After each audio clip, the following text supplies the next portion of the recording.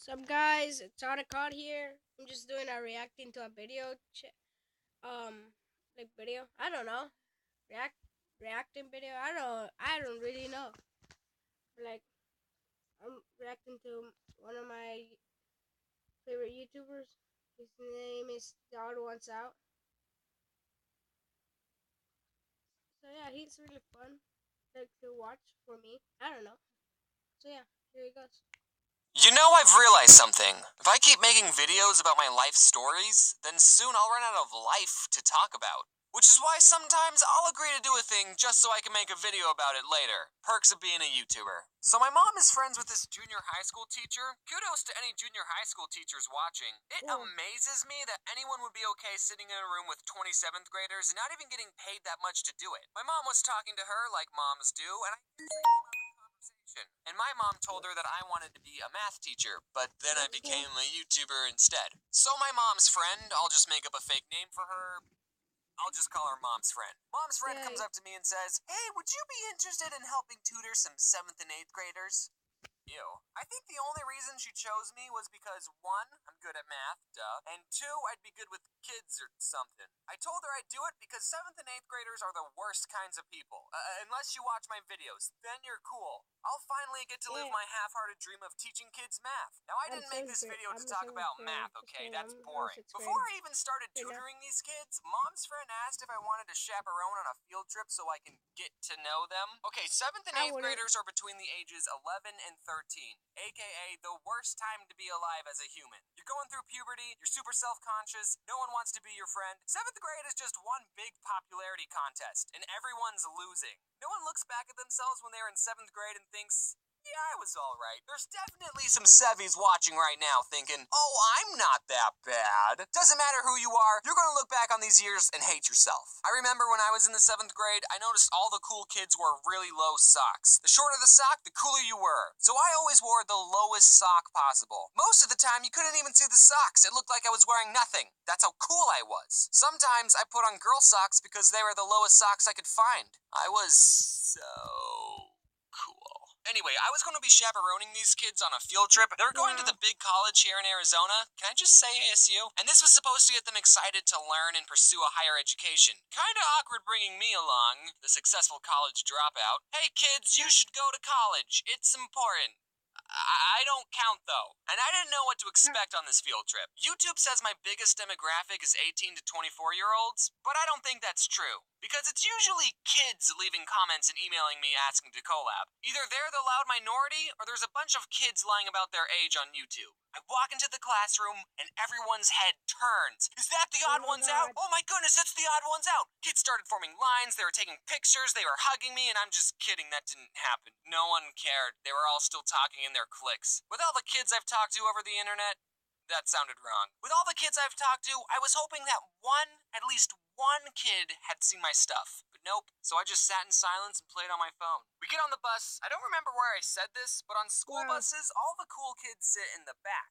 Well, this time the opposite was true, because I sat in the front. We arrive at the college, I go to this group of kiddos and I say, "So what do you want to be when you grow up?" And at that moment, I realized I sounded exactly like one of those adults who try to talk to kids but have no idea what to say. I was planning on them saying astronaut or doctor, and then I was going to say, well, you could learn that in college. That's what I was going to say. So what do you want to be when you grow up? They said nothing. They didn't say anything. They just looked at me like, why is this old guy trying to talk to us? So then I just walked away. Alright, I need a new question. I wanted to somehow bring up, hey, I have over 1 million subs on YouTube. But that's tacky. You don't just start conversations like that. Sub counts have to come out naturally. So I went up to a new group of kids and I said, so, do you guys watch any YouTube videos? And most of the kids did the same thing, looking at me like I was weird. But one kid said, rice gum? Ugh, ew. Here's actually the story of how I met Rice Gum. So I was at VidCon, and all of a sudden a huge crowd of people just goes running by.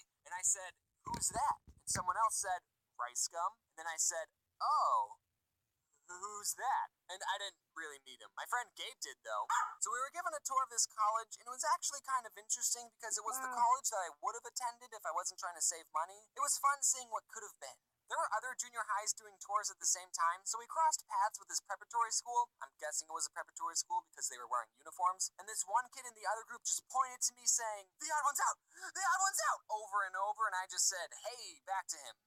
And that was it. We just kept walking. No pictures or high fives. Man, why couldn't have that kid been in my group? Preparatory kids are so much cooler. So we do the tour, and I was in the back not talking to anyone. We ate lunch, and there was actually a kid in my group who did know me. His name was Connor. I think he was too shy to talk to me at first. Thanks, Connor. Where were you when I asked your peers what they wanted to be when they grew up? But he was cool. We ate lunch together. The field trip was almost over, and I kept thinking, man, I did not connect with these kids, like, at all. Well, they are only 7th and 8th graders, so it's not like I need their approval. Hey, kids, I have 1.8 million subs on YouTube! It was tacky to use my sub count to get validated by these children, but after I said that, everyone loved me. I think I made a good connection with them. And, okay, all the kids I tutored that were failing math, 90% of the time, they weren't failing because they didn't understand the material. They were failing because they were missing assignments. So, alright, I'm about to tutor everyone watching this video. This goes for you college folks, too. Kids, turn in your work. Even if it's late, it's better than a 0. Alright, lesson's over. We're not going to do an end card for this video. I have to say something. About that he just said, that turn in your work because being late is better than a 0. It doesn't matter in my school. If you're late, your work is late. It's late. They don't receive it. They're like, okay, I don't care. It's like, you flipping kidding me? I don't know what I just did there. Crap. Okay, I'm gonna see Subway. It's Subway, not Subway. No. Gonna see.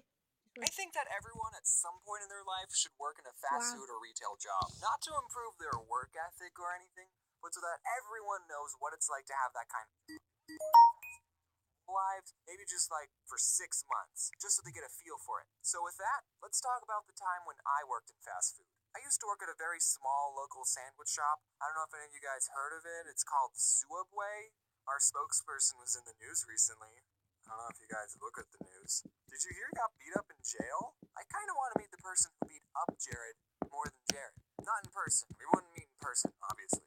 But like, he would be behind bars, and I would just look at the guy who beat up my spokesperson. How many people get to say that they beat up a fast food icon who is also a pedophile? Only one, and it's that guy. Okay, but seriously guys, working at Subway was probably one of the most easiest jobs out there. I don't know why I'm about to complain about it to you guys. We got free cookies. And you know the comic with the Subways in Hell? I was actually working at Subway when I made that comic. I just think it adds sort of a little bit of value to it. You see, the owners, who were husband and wife, can you believe it, of the Subway I worked at owned 2 stores. One of the Subway stores was in a Walmart on an Indian reservation, because we have those in Arizona, and the other Subway was the Subway I worked at. And since the Walmart store was always busy, the owners would spend 99% of their time at that store. So I didn't really have a boss most of the time. On the off chance the owners did show up, they would just pick up some food, and then they would make sure I was making sandwiches the right way. And every time I made a sandwich in front of them, they would always find something wrong with it, without fail. You put on too many olives. Do you know, according to the Subway formula, you're only supposed to put on 8 olives on a foot long? 8! One for every other bite. That's just ridiculous. Can you imagine someone just counting out 8 olives? Nobody does that. I usually worked the closing shift, and at the end of the night, we would turn the alarm and we have 60 seconds to get out of the store. But one time I had the opening shift, so I unlocked the door to get in with my key, and the alarm went beep, beep, meaning I had 60 seconds to turn it off. No big deal, right? I've turned the alarm on all the time when I was closing. So I go to the little control panel, and I type in the code, and nothing happens. The beeping is still there, and the clock is still ticking down. So I go, okay, I'm going to press each button very carefully. I'm going to make sure each button makes a beep when I press it. Beep, beep, beep. Nothing still happens. So I go, okay, I'm going to make sure to press each button very carefully. And I start thinking, did they change the passcode without telling me? Well, this is the only passcode I know, so we're just going to try it again. And I press each button very carefully. Beep, beep, beep. It goes quiet. And then the alarm goes off. I still had like 20 seconds left. But I guess when you get it wrong 3 times, it automatically assumes you're a burglar. So while the alarm is going off, I look on the contact sheet for the owner's cell phone number, I step outside, I call him, he doesn't pick up. So I go back inside, find the number for the other Subway store. They open an hour before we do. Someone picks up with their stupid voice, "Oh, thank you for calling Subway. I'm blah, blah, blah, blah, blah, blah, blah. How may I help you?" And I go, "Hey, is Mike there?" It's not his real name, guys, don't worry. And they go, just a minute. "Yeah, sure, I have all the time in the world. The cops might be on their way, but take your time." So, Mike picks up. "Yellow. Hey, Mike, this is James. What's the passcode for the alarm?" "Who is this?" "It's James. What's the passcode?" "What are you doing there, James? Why aren't you answering the question?" "I have the opening shift." "Is the alarm going off?" "Yeah, no one told me the new code." "Yeah, we changed it. It's the last 4 digits of your social security number." "Oh, okay, thanks, Mike." I don't know my social security number, so I finally get the alarm off. No one showed up, thankfully.